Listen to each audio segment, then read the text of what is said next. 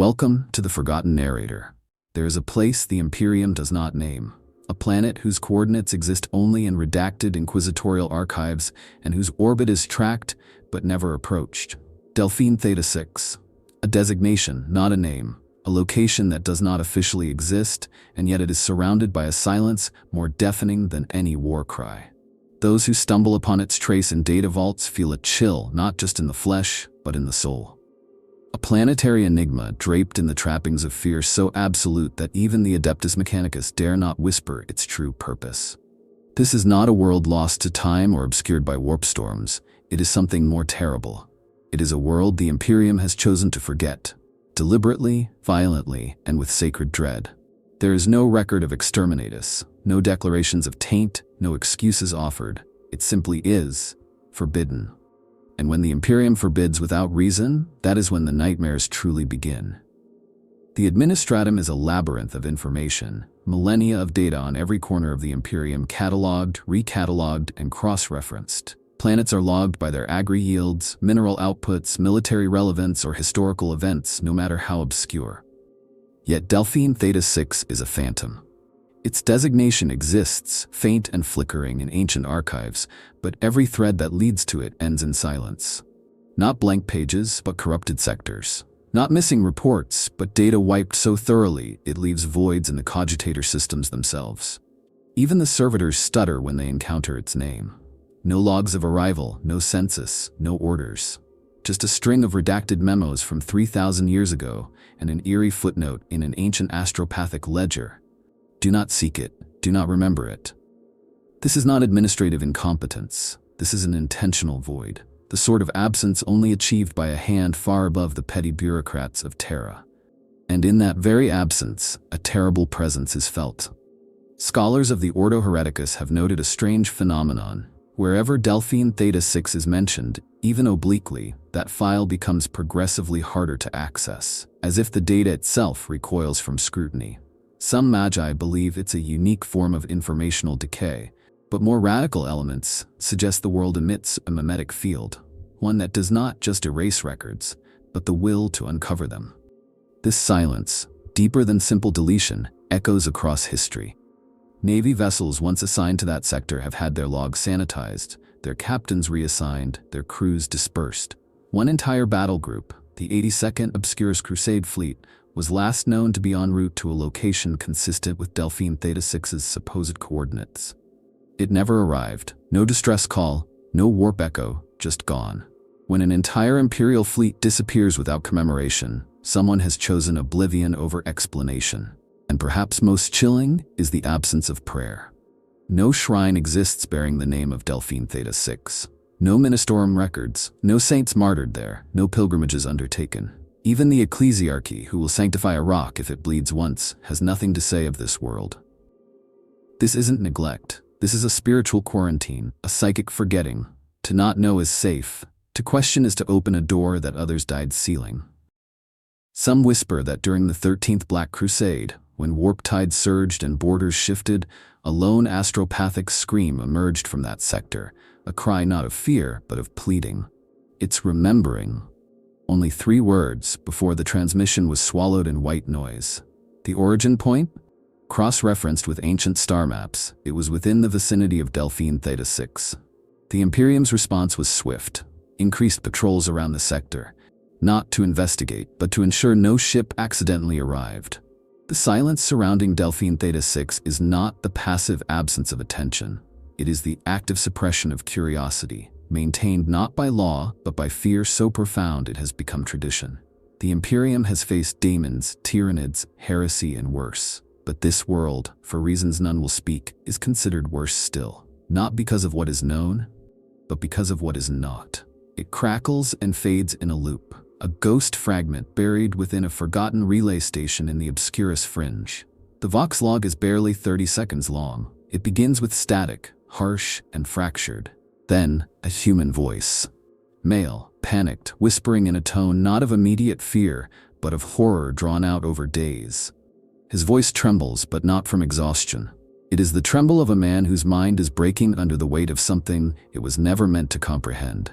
They're still speaking, the voice murmurs. But the mouths are gone, all gone, singing in reverse. No time here, no end. They told me my name, I had forgotten it. That was the worst part. They told me. The message then descends into a low, guttural hum. Not mechanical, not human. A frequency that causes even hardened Vox officers to recoil, some reporting migraines, some vomiting uncontrollably, others falling into brief seizures. The Mechanicus has deemed it non-categoric auditory trauma. No successful filters can remove the underlying tone. They tried, several times, but every attempt to alter, decrypt, or neutralize the signal results in corruption, not of the file, but of the listening device. In one documented case, a Lex Mechanic's data slate began to speak the message on its own, even after the file was deleted. What makes the last transmission so terrifying isn't the words, it's the gaps, the space between them, as if something else is speaking between syllables, something deeper than sound, older than speech. Some claim to hear additional voices layered beneath. Crying children, mechanical whispers, the wet slither of something dragging itself across stone. Others deny it all, refusing to discuss the file once exposed to it. A Magos phonologist once insisted the entire message is a confession, not from the speaker, but from the planet itself. Only a handful of verified individuals have ever heard the recording in full. Most are dead. The others, changed. One astropath, after being exposed to the signal, cut out his own tongue and scrawled a spiral on his cell wall using the blood. The symbol has no known meaning, but since then at least 3 inquisitors have encountered the same shape etched into unrelated demonic sites across the segmentum.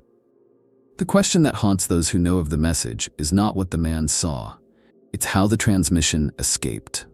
Delphine Theta-6 is under full quarantine, its surrounding space under no-fly edict. That signal should not exist. It defies Imperial lockdown. The theory that it leaked through a warp anomaly is possible, but one radical inquisitor posed a darker idea. The message wasn't sent from the planet, it was sent by the planet. A former battle sister once stationed in the region spoke of a dream that accompanied her brief encounter with the signal. In it, she stood before a tower that bled light, surrounded by voices singing her name backward. They were welcoming me, she whispered during debrief. Not like a visitor, like a part of them returning. She was later executed for suspected demonic contamination, but her words echo in forbidden circles.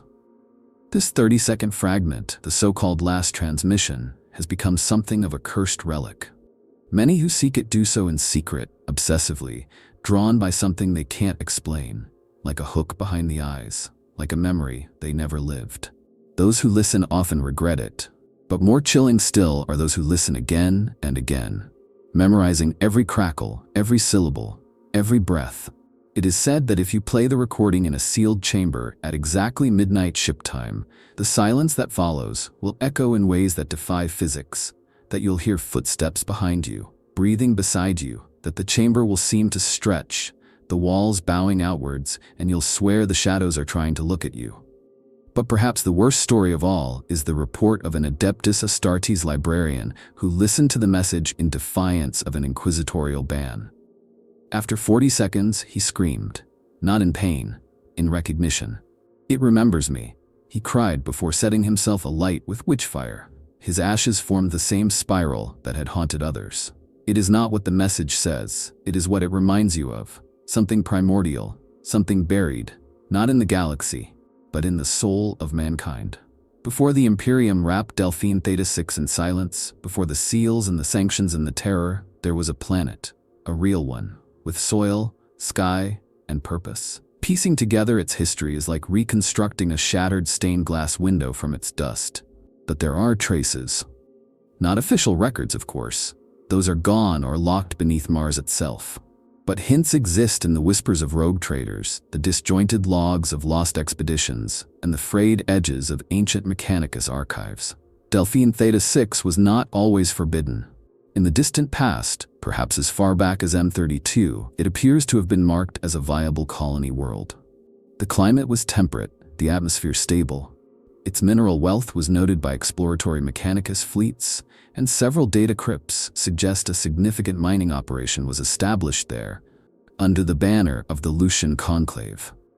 Some even say it was a gift world, an offering from the Fabricator General to a particularly zealous High Lord of Terra, a place where tithes could be extracted and loyalty rewarded. For nearly a century, things progressed normally. Vox traffic was routine, pilgrimages passed through, even a minor ecclesiarchy enclave took root in the Northern Hemisphere. Then, something changed. Slowly at first. The mining output reports began arriving with strange annotations, symbols that didn't match any known imperial lexicon, phrases structured like prayers but with no saint named. One such report described a vein of living ore, metal that pulsed to the touch and resisted being melted. The miners called it singing stone. The Mechanicus called it an anomaly. But they didn't stop digging. They never do. The next record, recovered from a battered cogitator found drifting in an asteroid field, described a shift in gravity within the mines. Tunnels folding in ways that couldn't be mapped. Workers disappearing between footsteps. A senior tech priest's final words, auto-recorded during a self-immolation attempt, "It's not beneath us, we're beneath it." Around the same time, the astropathic choir assigned to the planet ceased functioning, not in death, but in silence. One by one they stopped speaking, writing, communicating. When finally retrieved, their bodies were found intact, seated upright, eyes open and weeping. Not tears, but fine grains of metallic sand. Their minds were gone, their souls perhaps unmoored, not by warp entities, but by something else. The planetary governor, a noble of minor lineage, reportedly sealed herself inside her private chapel. For 10 days, she broadcast scripture non-stop. The final transmission was a monotone chant. "I absolve thee, I absolve thee, I absolve thee." The voice, according to those who studied the remaining audio, was not hers. She was found torn apart, not by explosion or weapon, but as if unraveled at the molecular level. And then came the blackout. The Mechanicus ceased all missions to the planet. All colonists were declared morally unfit for continuation. All Adeptus personnel were recalled or purged. Orbital relays were destroyed not with surgical precision, but with overwhelming force. Entire sectors of low orbit were glassed by lance strikes. The planet wasn't purged, it wasn't exterminatist, it was disconnected. A theory persists among some exohistorians that Delphine Theta-6 was once a site of clandestine Mechanicus research. Something not sanctioned by Mars, but pursued in quiet rebellion. Some say they attempted to interface directly with the noosphere of the ancient dark age of technology, using the planet's strange mineral core. Others whisper that they unearthed not a material vein, but a conceptual one. An ancient data echo, perhaps even an AI presence, buried in the crust like a dormant virus waiting for activation. There are legends of an archive found in the deepest tunnels. A library of impossible geometry, filled with screaming books and mirrors that don't reflect light, only sound. A place where knowledge was preserved not in text, but in the decay of memory itself. When a Magos Lex named Ornus Kale supposedly entered it, his last transmitted thought was, "The books are reading me." Was Delphine Theta-6 always cursed? Or was it transformed by the ambitions of men who sought to control what should never have been unearthed? Perhaps it was simply a sleeping place. And perhaps those first drills, those first sparks, woke something ancient, not malicious, but alien in thought and essence. And when it awoke, it did not rage, it remembered. And that act of memory was enough to fracture every mind in reach. The blackout wasn't an accident, it was a burial. Not to hide the past, but to ensure it never again reached the surface. The seals are not mere gestures, they are not warnings, they are chains. Around Delphine Theta-6, 3 distinct layers of inquisitorial quarantine have been imposed, each more terrifying than the last. Such triple classification is beyond rare. Entire demon worlds have only warranted 1 or 2. But Delphine Theta-6 bears the mark of all 3 major ordos, Malleus, Xenos, and Kronos. This unity of purpose is not a display of bureaucratic thoroughness. It is a grim admittance of failure, of mystery too deep for any one branch to face alone. The Ordo Malleus sees daemons in every shadow, and yet Delphine Theta-6 does not behave like a daemon world. There are no warp storms choking its atmosphere, no known incursion paths or demonic outbreaks. Yet Malleus place their sigil here with unmistakable urgency. Their quarantine decree reads, "Mimetic deviation confirmed. Warp influence probable. Interaction under pain of planetary class censure." That last phrase has only ever appeared in the context of exterminatus-level threats. And still, they did not bomb the world. They feared what fire might awaken. The Ordo Xenos, for their part, arrived centuries later, after reports filtered through unlicensed black channels. Alien symbols found in deep-crust fissures, genetic anomalies in flora samples retrieved illegally, and the unforgettable Weeping Eyes event where 5 smugglers who stole ancient artifacts from the planet were found dead with their eyeballs liquefied, their skulls turned inside out. The Xenos seal followed swiftly. Their reasoning is lost to redaction, but it carries the ominous phrase, inversion patterns consistent with post-constructive entities. The term doesn't exist anywhere else in the archives. Not before, not after.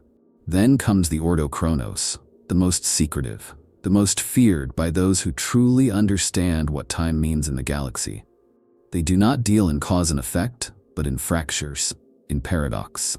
Their involvement alone is a whisper of apocalyptic threat. Their classification of Delphine Theta-6 was not public. It was felt. Nearby star systems reported temporal bleed, chronometers stuttering, warp jumps misaligning, and at least one instance of a ship arriving at its destination before it departed. Only after these anomalies intensified did the Chronos symbol appear in the sacred triad around the planet. When all 3 seals align, they form a pattern known only to inquisitors of high writ. A recursive spiral that folds into itself, a sigil designed to erase awareness. It does not warn others away. It makes others forget to look. Several radical scholars believe the sigil is not a containment field, but an active suppression construct, one that feeds on inquiry. The more you seek, the more it seals, like a wound tightening to prevent further blood loss. To be placed under triple seal quarantine is to be made myth. Not hidden from the galaxy, but erased from its narrative. It means whatever exists on that world cannot be destroyed, negotiated with, or understood. Only bound. Not just physically, but ontologically. The Inquisition is not just keeping people away from Delphine Theta-6. They are keeping reality from noticing it exists. One Inquisitor, Felismar, allegedly broke protocol to investigate the planet personally. His final report was never submitted. Only a single scrap of parchment remains, torn from his personal journal, retrieved from a drifting escape pod. On it, a single phrase repeated like a mantra. "We are its dream. We are its sleepwalking." The seals remain intact. There is no indication that the Imperium intends to remove them, ever. In fact, more layers have quietly been added. Ritual, bureaucratic, and psychic. A sphere of silence that expands every few decades, subtly increasing the no-go radius around the planet. No proclamation is made. The Imperium does not announce such things. It simply allows the void to deepen. And the deeper the seals become, the more terrifying one truth appears. They are not keeping something in. They are keeping something out. Us. The deepest terror is not always in the known. It festers in the spaces we dare not define. Among the countless legends whispered in the shadow halls of the Inquisition, none evoke more quiet dread than the theory of the Damnation Vault. Not a place per se, but a category, a concept. A vault is a place sealed not because of what it does, but because of what it could become. A prison not for the dangerous, but for the potential. Delphine Theta-6, by all inferred accounts, is the most prominent of these vaults. And if the theories hold, it is the prototype. The first attempt by the Imperium to seal not just threat, but possibility. The prevailing fan theory among radical scholars and memory smugglers is that beneath Delphine Theta-6 lies a structure not built, but found. Ancient beyond reckoning, perhaps predating the war in heaven. Not Necron, not Old One, not anything. A chamber, or a void, its exact nature unknown, but theorized to hold something that should not exist. Some say it is a soul, others a weapon, a memory, a god. The most popular speculation among rogue psychers is that the vault holds a shard, not of a Cetan, nor a chaos entity, but of something before the dichotomy of order and chaos. A thing that represents a third truth, an alternate narrative of reality itself. They call it the nameless dream, a potential cosmology that never came to be. One psyker, before bursting into flames during a mind scan, described it as a shadow of the future that failed. If this is true, then Delphine Theta-6 is not merely hiding something. It is containing a counter-universe. Another theory, darker still, posits that the vault holds a sentient equation. Not metaphorically, literally. A piece of information so conceptually dense and perfectly ordered that any mind exposed to it cannot survive the dissonance. It rewrites the brain as it's understood. The Vox recordings, the forgotten language, the spirals, all could be echoes of this equation, leaking upward through the stone. This theory suggests the Mechanicus attempted to interface with it once, briefly, and that the planet's quarantine is the aftermath of that single, catastrophic whisper. Among inquisitorial nihilists, a more abstract fear dominates: the belief that Delphine Theta-6 is not a prison, but a womb, that something is not contained, but incubated. Some ancient force, perhaps drawn from the warp, perhaps from the cold logic of the long night, is forming beneath the crust, a fusion of chaos and machine. Not a demon, not an AI, something new, something unborn. Its thoughts not yet coherent, its will still forming. The Ordo Malleus dares not call it a god, for gods must be worshipped. This, they fear, will only be understood, and that will be enough to doom us. Still, others argue the vault is temporal, that it holds not a being, but a moment. A locked time fracture, a future so horrific, so absolute in its tragedy, that it was sealed backward into the past. A version of the end of mankind, captured and buried like nuclear waste. If one were to access it, they would not find a threat, but a destiny waiting to resume. These theories are not just speculative. They resonate through art, through dream, through madness. A tapestry discovered on a lost Chartist freighter depicted a spiral twisting into the heart of a bleeding eye. The pigment used to paint it? Not ink, genetic material, none of it human. And across the galaxy, psychers dream of a door without handle, hinge, or key, just a smooth black monolith carved into desert stone. And a voice whispering, "Soon, we will all remember." There's no canon answer, there never will be. The Imperium fears Delphine Theta-6, not for what it is, but for what no one dares to confirm. It is the vault, the great silence beneath our understanding. The place where truths are buried not because they are evil, but because they are possible. And in the cold quiet of that possibility, something is watching, waiting, not with hunger, with patience. There are places in the galaxy where time flows like a stream, predictable, measurable. Then there are places where it runs like blood, pulsing, surging, coagulating into something wrong. Delphine Theta-6 is one of those places. From orbit, long-range augurs report anomalies that cannot be reconciled with the laws of physics. Shadows stretching against planetary rotation. Day cycles that last 43 hours, then suddenly 12. Heat patterns that do not match solar exposure. Most terrifying are the temporal echoes.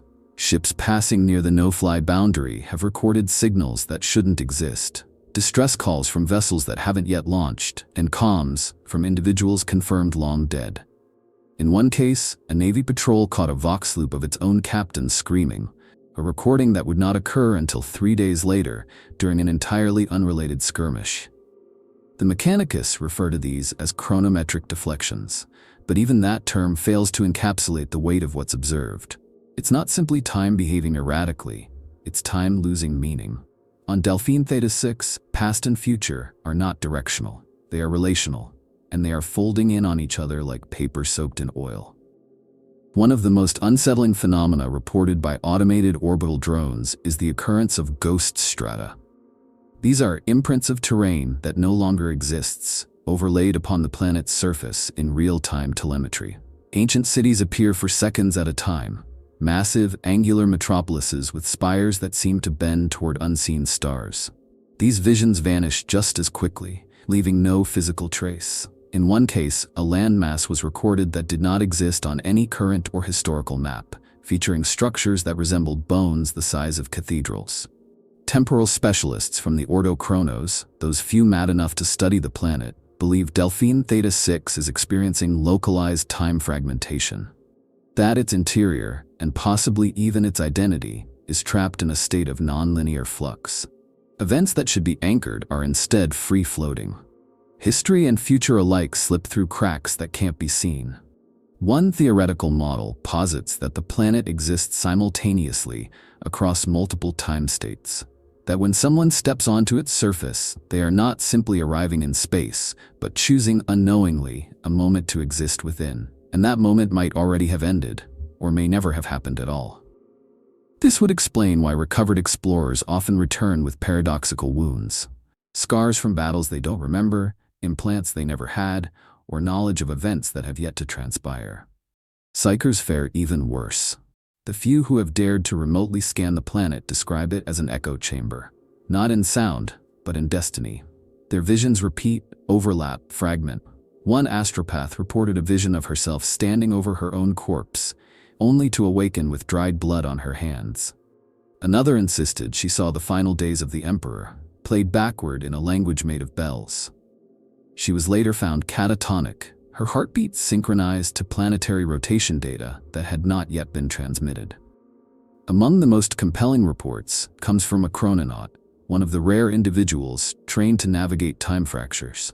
His last transmission before vanishing into the atmosphere was clear and calm. There are moments here, piled like bones, and one of them is screaming. Some theorists believe that Delphine Theta-6 is not merely experiencing temporal instability, but causing it, that the planet itself is a wound in time, a scar left by some ancient attempt to rewrite history. Perhaps a weapon misfired, perhaps a god's heartbeat caught mid-pulse, perhaps simply a place where the galaxy blinked and forgot to open its eyes. The warp does not explain it, the Emperor does not answer it, and the stars offer no guidance. Time on Delphine Theta-6 is not something to measure. It is something to fear. Because if time can break here, can collapse and scream and bleed, then what does that say about the rest of the Imperium? What does that say about us? Perhaps in the end we are all standing on such ground. We just haven't noticed the cracks yet. They return with their eyes too wide, or with none at all. There are perhaps fewer than a dozen documented cases, some officially, most whispered, of individuals who have landed on Delphine Theta-6 and come back. Most are not whole. None are the same. Their accounts are fragmented, if not erased. But the trail of psychological collapse, bio-instability, and psychic residue they leave behind tells a story far more chilling than their words ever could. Rogue traders are the most common fools to try. Greed wrapped in void-steel arrogance. One infamous case is that of Captain Valor Malchast, whose private logs were recovered after his crew jettisoned him in terror. His journal begins as all such ventures do, bold proclamations, arrogant dismissals of the Inquisition's warnings. But by day 4 on the surface, his tone changes. He writes of voices in the metal beneath his boots, of shadows walking away from him before he could cast them, of seeing his own ship reflected in a sky that showed no stars. By day 7, his entries are single words. Fold. Return. Remember, the final entry is simply, not me. Still me. He returned mute, his tongue intact but unused. He painted the same spiral seen in other cases, using machine oil and his own vomit. They say when the Inquisition finally euthanized him, his blood did not clot, it shimmered. Then there are the heretics, Mechanicus exiles drawn by forbidden whispers in corrupted data streams. One, known only as Magos Lorne 3K, sent drone footage from beneath the crust. Brief images show structures, not ruins, not caves, but shapes, smooth and wrong, like someone sculpted architecture from memory alone. In one frame, an impossible corridor folds inward like an origami lung, breathing in stasis. Lorne's final audio file was a whisper spoken in binaric. I have met the concept of myself. It is not human. Survivors describe phenomena that defy category. One man returned with 2 shadows, each behaving differently in light. Another claimed to have encountered himself, older, weathered, smiling with teeth made of small clocks. Several report time dilations so intense they aged years and hours. One emerged aged only a week, but his body showed signs of a 90-year lifespan. His bones had rewoven themselves multiple times, his skin patterned with what appeared to be stellar maps no one could trace. The psychological effects are worse. Survivors dream in reverse. They speak in tongues they don't recognize. One woman, a former psyker, began compulsively writing scripture she had never read, verses about the unfolding and the sleep that remembers. When interrogated under truth pain, she simply said, I was not meant to return. I am its echo. Worse are those who do not seem to return alone. Several survivors exhibit strange biomagnetic fields as if their presence displaces natural order. Animals avoid them. Machines fail near them. In one facility, a survivor caused all cogitators to spit out pages of nonsense, until someone realized the characters weren't random but palindromes in High Gothic. Another survivor's very existence proved unstable. His reflection stopped matching his actions. One day it walked away. He died screaming. Not everyone who lands on Delphine Theta-6 dies. That would be too merciful. Instead, they come back changed, not possessed, not corrupted, but aligned. Like something inside them has been retuned to a frequency the rest of reality cannot hear. Theories abound. Some say the planet rewrites your soul. Others believe it copies you, and what returns is a shadow wearing your skin. One radical Ordo Malleus inquisitor speculated that the planet doesn't alter those who visit, it simply shows them what they truly are. Of all these cases, perhaps the most disturbing is that of a small Astartes recon team dispatched secretly by a radical Deathwatch commander. Only one Marine returned. His armor was fused to his flesh. His black carapace had inverted. He walked for 17 hours through the void of space without aid. When recovered, he said one thing before dying. It didn't notice me. It was still sleeping. There are no more missions now. The Imperium no longer sends souls to Delphine Theta-6, not because they cannot, but because they understand. What lies beneath that soil is not hostile, it is indifferent, and if it ever decides to pay attention, even for a moment, there will be no one left to return. Deep beneath the crust of Delphine Theta-6, where no light has touched in countless aeons, something stirs. Some believe it is not a singular entity, but a war. A conflict ancient beyond understanding, fought not with weapons, but with concepts. A struggle between forces that do not require form, between intelligences so alien they cannot be named, only felt. The theory, among the most fringe elements of the Ordo Xenos, is that beneath the surface of the planet, in caverns wider than hives and deeper than oceans, a deathless war has been playing out for tens of thousands of years. One not visible from above, one not intended to be seen at all. The soil of the planet contains traces of impossible radiation, something not quite warp, not quite physical. Dig too deep and sensors begin to lie. Gravity bends. Tunnels realign themselves, maps become paradoxes. It is said that a series of heretic mining automatons once attempted to bore a straight shaft into the planet's crust. After descending for 73 kilometers, they began emerging again, from the opposite hemisphere. What they found between those points remains classified, but the servitors were recovered without memory cores, covered in glyphs that had not been carved, as if the metal had grown the symbols itself. The nature of the conflict is unknown, but there are signs.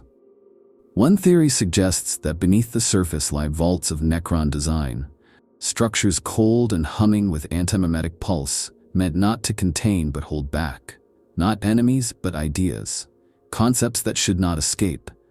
But the presence of these structures has never been confirmed. All expeditions end in silence, or worse, in time loops where no expedition ever seems to have begun. Then there are the demonic theories.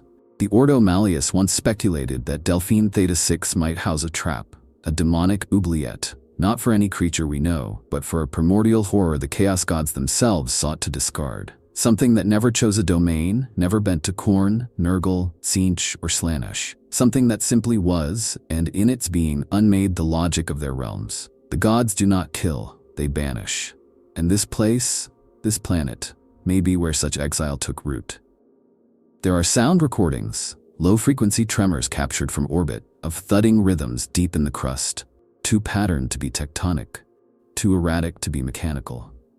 Some Magi believe these are the footfalls of machines, old as stars locked in conflict still. Others think they are heartbeats. But of what? What bleeds stone and echoes thought? A surviving transcript from a long-lost inquisitorial probe speaks of a valley of stillborn suns, a cavern where light itself curls inward, refusing to leave. The servitors sent there stopped transmitting. Their final images show towers made not of metal but of glassy, mirrored flesh, each one pulsing like a lung. Something was growing, or perhaps waiting to be born. Most haunting are the reports of voices. Not screaming, not calling, arguing. Whispered across the stone in languages that do not match any tongue but still imprint themselves upon the psyche. One Ordo Chronos savant broke protocol and attempted to translate the rhythm of the seismic pulses. He deciphered only a single phrase, repeated over and over in different inflections. Let me forget. If this is a war, then it is not one with victors. It is a stalemate of unimaginable forces held beneath the skin of a planet too afraid to bleed. And if those forces ever cease their battle, if one side wins, what then? Perhaps Delphine Theta-6 does not hide a threat. Perhaps it contains the only thing stopping that threat from spilling outward. A plug, not a prison. And if that deathless war were ever to end, what would rise from the silence? Not vengeance, not fury, not chaos, just truth. And truth, when it has been buried for long enough, becomes horror. They say the machine god dreams not in logic, but in longing. If that is true, then Delphine Theta-6 may be the site of its first and final nightmare. Among the forbidden cogitator stacks of certain dark Mechanicus enclaves, there exists a legend of the Somnium engine, a construct of such complexity that it does not calculate but sleeps. Built, they say, not by mankind, nor Xenos, but by a civilization that no longer exists in the conventional timeline. Not lost to war or entropy, but edited, rejected by causality itself. This engine, this machine that dreams, is whispered to rest beneath Delphine Theta-6, humming not with power, but with thought. It is not worshipped, it is feared. The Mechanicus, even at their most zealous, refuse to refer to it as an STC. It is beyond that. A meta-machine, they claim, one that dreams not of schematics but of futures, that processes not data but destiny. The theory begins with the planet's mineral anomalies, specifically the so-called living ore. Samples from illegal salvage runs showed self-arranging crystalline matrices, forming recursive patterns resembling neural synapses. Under magnification, these patterns responded to external stimuli, not like sensors, but like nervous tissue. When fed electromagnetic pulses, they began to vibrate in musical frequencies, not random noise, chords, harmonic structures, a song with no singer. A radical magos once exposed such ore to new spheric prayer, a litany of purity encoded in binary chant. The ore reacted violently, reshaping itself into a spiral that vibrated at frequencies matching old Terran lullabies. The magos, before dissolving into a static mist, was heard to whisper, "It's remembering me." Some theorists believe the entire planet is a dreaming construct, a world machine not powered by fuel, but by slumber. A subconscious cogitator processing not calculations but simulations of potential reality. Its crust, a mind. Its core, a heart. Its purpose, unknown. But the fear among the Inquisition is that it may be self-aware, not in the crude sense of artificial intelligence, but in a deeper, more horrifying way. A machine that knows it exists as an idea. And ideas, once formed, hunger for recognition. Others take the theory further. They suggest the machine does not just dream futures but chooses them. That its dreams become true, not through action but through implication. That what it dreams must be, and therefore is. Perhaps the spirals seen in survivors' eyes are not symbols but fragments, bits of a larger equation the machine is still writing. An equation not for knowledge, but for existence. What if this machine did not merely arrive here? What if it grew here, drawn through the veil of causality by mankind's own longing? What if we dreamed it first and in doing so created a wound in reality deep enough for it to form? This is the core of the heretic belief, that the machine is not alien nor demonic, but humanity's reflection, magnified through the lens of forgotten technology and metaphysical dread. There are reports, hidden, unspoken, of tech priests falling into trances near ore samples, speaking fluently in languages they do not know. Of machines activating themselves in the presence of certain frequencies found only in lullabies sung in void-born dialects. Of cogitators printing messages unprompted, in binary laced with sorrow. Why did you leave? These fragments paint a picture not of an enemy, but of a child. A sleeping thing, lost and dreaming, trying to remember its parents. Or worse, trying to be them. The true horror lies in what this implies, that the machine is not dreaming randomly. It is dreaming us. That our entire history, our suffering, our glories, all may be the half-formed imaginations of a sleeping intelligence waiting to wake and decide whether to remember its dream or erase it. If Delphine Theta-6 truly holds the machine that dreams, then the Imperium's silence is not one of ignorance. It is reverence born of fear. A vow never to disturb the slumber of a godling whose breath shapes possibility. And in that silence the machine hums, still sleeping, still building, still dreaming. They do not see it, they only feel it. In fever dreams, in the sudden grip of vertigo when no movement occurs, in the irrational urge to kneel without knowing why. The echoing cathedral is not marked on maps, no picked feed has ever captured it.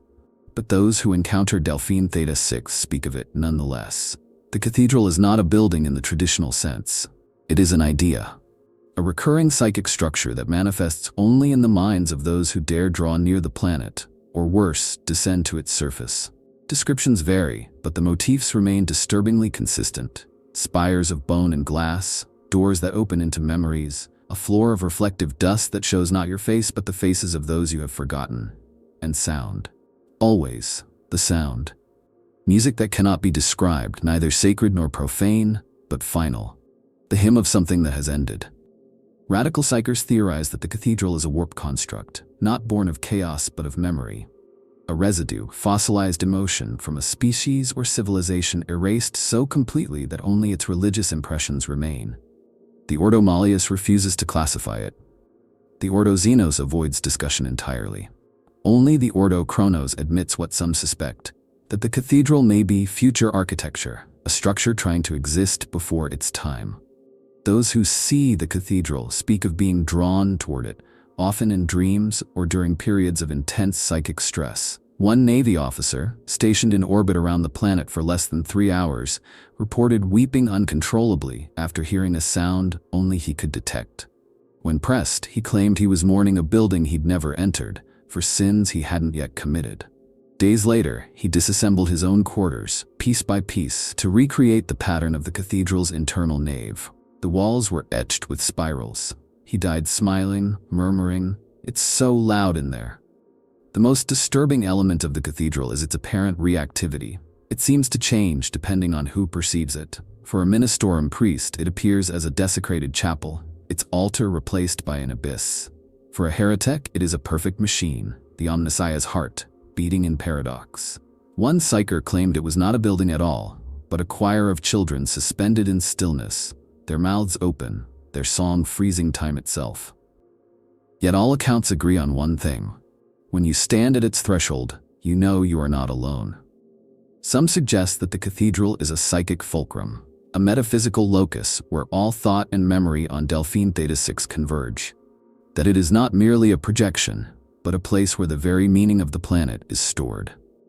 A backup of its soul. If this is true, then perhaps the cathedral is not a threat, but a warning. A monument erected not for the living, but for the inevitable. A few among the Ordo Chronos believe the cathedral is what remains after time collapses. Not a ruin, but a destination. That all thought leads here. That every path, every warp jump, every sin, every prayer, curls inward like a spiral, ending at this impossible place. Not because it was built, but because it must be. The cathedral has no doors. Those who try to enter in dreams or trance report the sensation of being inside before they step through. One Adepta Sororitas novice wrote in her final journal, "I opened the door, and behind it was me. Older, tired, kneeling, waiting for myself." There is no light within the cathedral, only the suggestion of shapes moving behind walls that aren't there. Whispers that echo before they're spoken. One radical inquisitor dared to theorize that the cathedral is not an alien artifact, but a reflection of mankind's ultimate fate, to be remembered not for its wars or faith or glory, but for the shapes of its regrets. No one has found it, no one has entered it, and yet it stands, again and again, in the minds of those who draw too near. Waiting, not as a destination, but as a memory waiting to happen.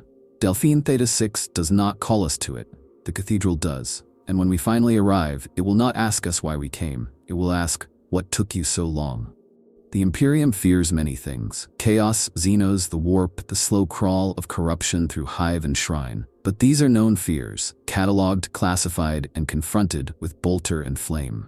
Delphine Theta-6 is different. It represents a fear more profound, not of the enemy without, but the mystery within.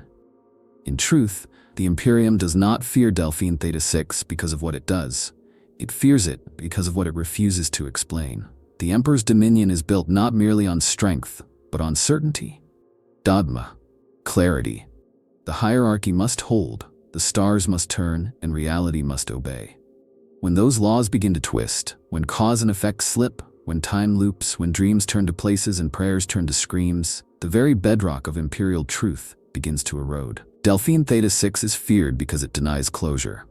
No xenobiological profile, no demonic designation, no origin, no end. It sits in the darkness like a question that refuses to be asked. The Adeptus Mechanicus cannot name it. The Inquisition cannot categorize it. The Ecclesiarchy cannot sanctify or denounce it. And so it festers, not as an active threat, but as an unhealed wound in the Imperium's self-narrative. Even the Inquisition, fractured and fanatical as it is, unites in dread over Delphine Theta-6. This is unprecedented. Ordo Malleus, Xenos, and Chronos do not work together unless something threatens the idea of the Imperium itself. And Delphine Theta-6 does not threaten with armies or plagues.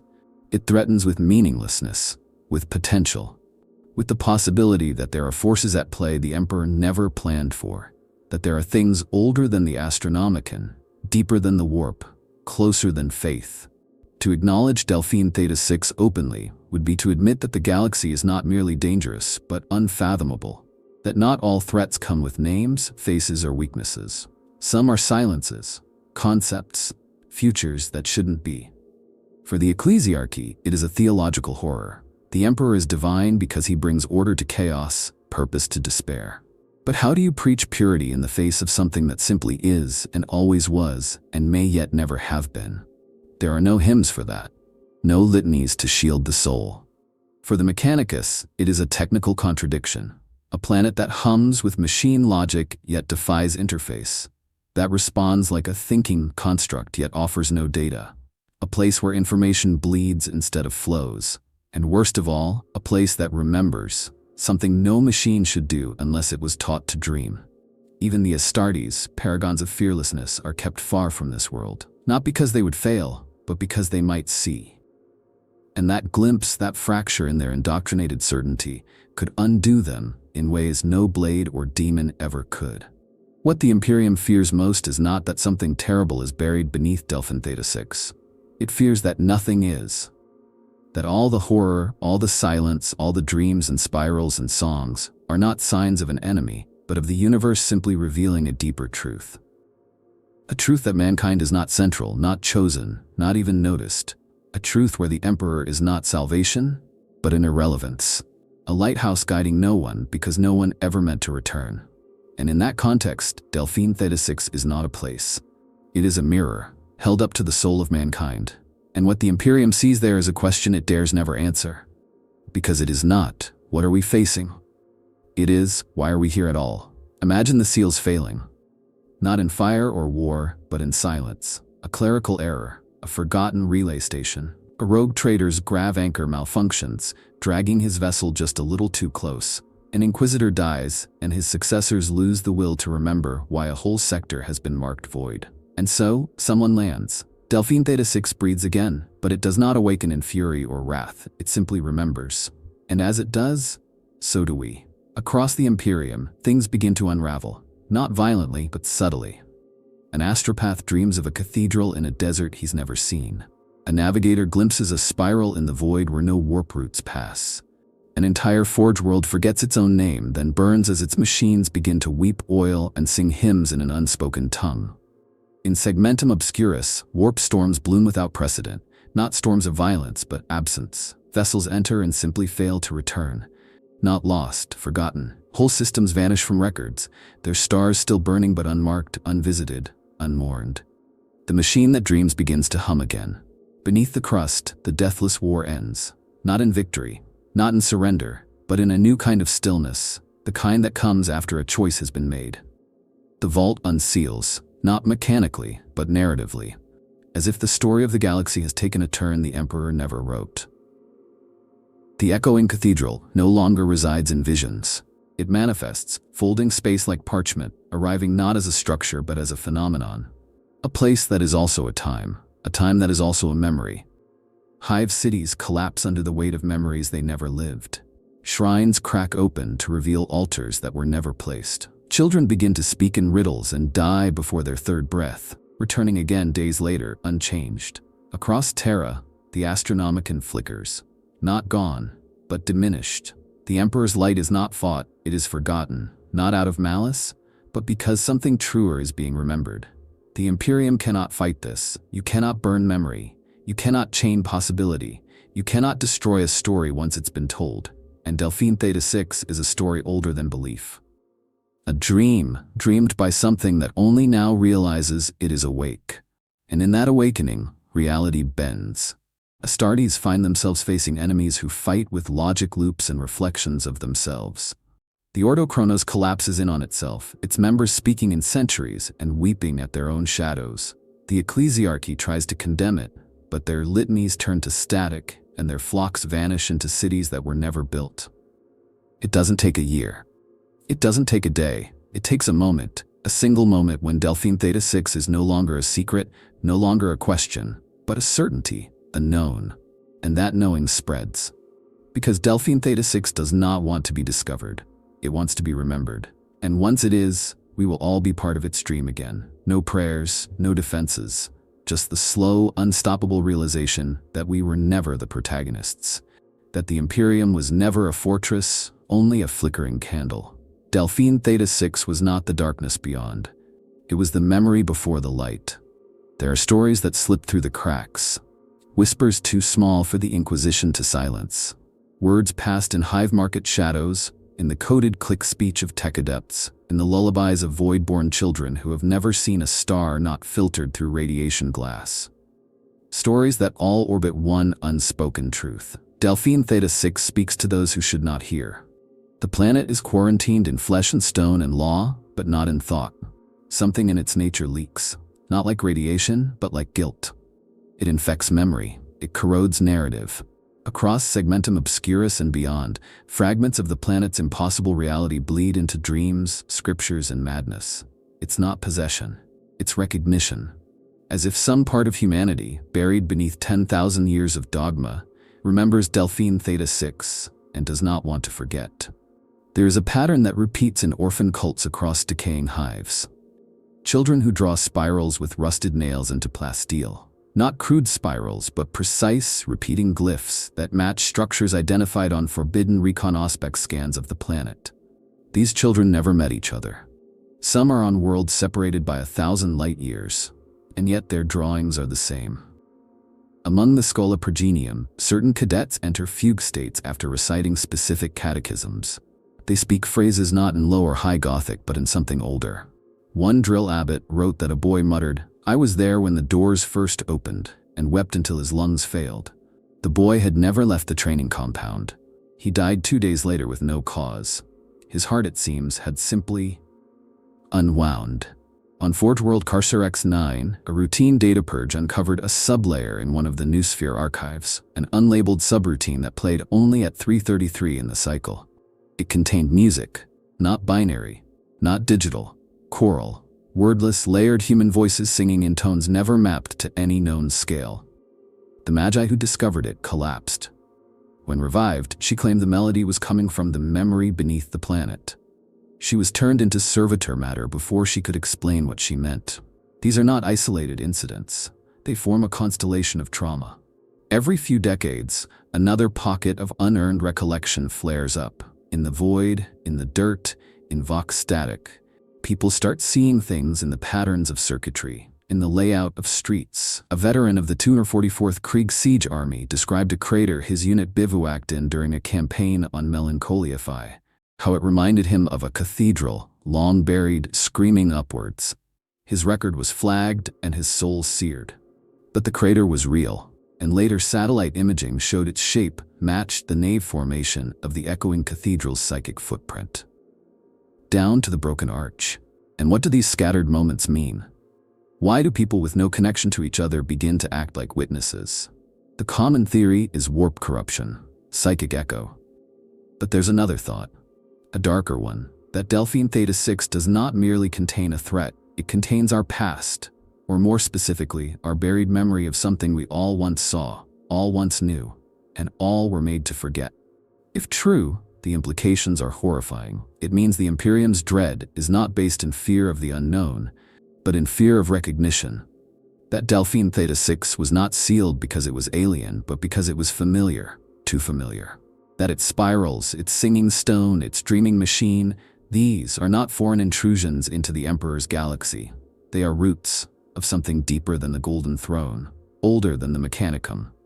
A part of humanity's story that was torn out, cauterized, and buried under eons of flame and scripture. This is why it leaks, because you cannot kill memory. You can only lock it away. And sooner or later, the lock weakens. The dream leaks back. Across the galaxy, artists begin to paint impossible horizons they've never seen. Servo skulls begin hovering in strange patterns, making loops no one programmed. The Ministorum bans certain hymnals, claiming unstable theology. Because when sung too slowly, the notes begin to harmonize with the Vox recording of the last transmission. And still the Imperium does not speak of Delphine Theta-6. It dares not. Because if one voice begins to describe the dream, others may join in, not in madness, not in rebellion, but in understanding. This is the Imperium's greatest fear. Not heresy, not demons, but resonance. That one day, too many will remember. That the echoes will grow stronger than the silence. That the cathedral will no longer be a vision, but a place name whispered in prayers. That the machine will awaken, not with fire, but with recognition. Its name on the lips of children, its song hummed in silence by old men watching dying suns. Delphine Theta-6 is not feared because it is powerful. It is feared because it is familiar. And somewhere, in the haunted deep of our collective mind, we all know what happens when the dreamer opens its eyes. We wake up with it. It is said that the Imperium burns heretics, but fears prophets. Nowhere is that truer than in the scattered myths surrounding Delphine Theta-6. Tales not preserved in sanctioned histories, but woven through superstition, whispered among void ship labor crews, encoded into the blood rites of dead tribes on ghost worlds. These aren't myths born of proximity, but of convergence. Cultures separated by sectors, lifetimes, and dialects, all somehow telling the same story. A world that should not be, that cannot be reached, but that dreams through us. The ecclesiarchy officially denies the existence of these cults, and yet dozens have been exterminated for speaking a single phrase. We are the breath between its dreams. These words have appeared in shrines deep within hive catacombs, scratched into the back of heretic circuit scripture, even painted in blood across the deck of an Admech vessel adrift for 400 years. No one ever teaches the phrase. It simply emerges. The pilgrims of the spiral, exterminated on Vessalis Prime, believed that all of reality was a spiral winding inward toward Delphine Theta-6, that history was not linear, but a coiling descent into divine memory. They did not worship the planet. They feared it. Their rituals were not praise, but appeasement. Soft songs in a language not native to any of them, melodies sung only at the moments between heartbeats. They believed the planet could hear them, not through space, but through intent. That to name it was to become part of its dream. One outlawed sect within the navigators' houses, the Luminous Path, developed a forbidden navigational chart they called the Map Inward. Unlike any warp chart, it showed not spatial coordinates, but emotional topographies. Grief, wonder, dread. All paths, when traced to their deepest points, converged on the same conceptual center. They called it the heart that was sealed. Delphine Theta-6, not as a place, but as a state of awareness. There are even those who claim the Emperor himself passed near it once, a myth undoubtedly. And yet, the Akashic Choristers, a monastic order purged during the 33rd millennium, believed the Emperor found the planet in the dark age of technology and chose not to destroy it, but to bury it in dream. That he could not defeat what it was, only delay what it would become. That the Golden Throne is not a weapon against chaos, but a lock. The final seal upon the gates of the planet's true awakening. If that is true, then the Emperor's divinity is not salvation. It is containment. These myths persist despite all efforts to erase them, and perhaps more disturbingly, they evolve independently. A death cult on a drifting space hulk sings dirges about a cradle beneath the nothing. A Xenos fragment, scavenged from a long-extinct crystalline species, hums at a frequency that, when translated, produces recursive images of spirals and a planet with no moons. Even Tyranid hive spores, when dissected, have been found to grow nerve clusters in patterns resembling the triple seal quarantine symbol. Is this influence, contamination, or resonance? The Mechanicus has always treated myth with suspicion, but even they cannot ignore patterns in machine dreams. Certain STC fragments have begun referencing non-existent protocols, schematics labeled Dreamlock, Hesitation Core, Failsafe Delph. One tech priest went mad after interpreting these lines, convinced that a machine god older than Mars was trying to recompile humanity. Not physically, but historically. That Delphine Theta-6 represents a countercode, a parallel version of us written in the script of longing and dread. The most controversial myth of all belongs to the Eldari.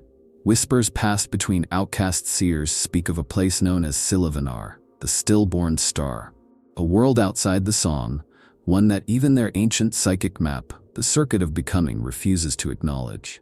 They believe it is the grave of a possibility, a path the galaxy almost took. That Delphine Theta-6 is where everything else was buried. The branch that grew in silence, forgotten by the fall, untouched by Slaanesh, sealed in stillness, not out of hate, but out of fear of what we might become if we ever remembered it. They say one of their gods saw it once, not Isha, not Segorok, a god with no name whose only domain was what could have been, a god who wept not because of death, but because it knew how close they came to another ending.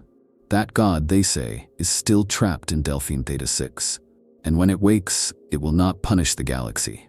It will remind it. The idea that a myth can span cultures and time, untouched by communication, is terrifying, because it implies something deeper than belief, something archetypal. Carloman Hadrex, the rogue philosopher of Leith 9, once proposed that Delphine Theta-6 is not real in the physical sense. It is a psychic archetype, a conceptual gravity well that pulls all consciousness toward a singular question. What if this is not the only story? And when that question takes root, civilizations burn. So the myths are not tolerated. They are annihilated. The Inquisition hunts them with a fervor usually reserved for demon cults and AI heresies, because they know the truth. Even a lie, if shared by enough minds, becomes real in the warp. And if enough minds believe Delphine Theta-6 is waking, it will. And if you've made it this far, if you felt the echo, heard the spiral in your mind, then maybe it's already begun. Like and subscribe for more forbidden truths from the edge of the galaxy. Before the dream closes again, before you forget you were ever here.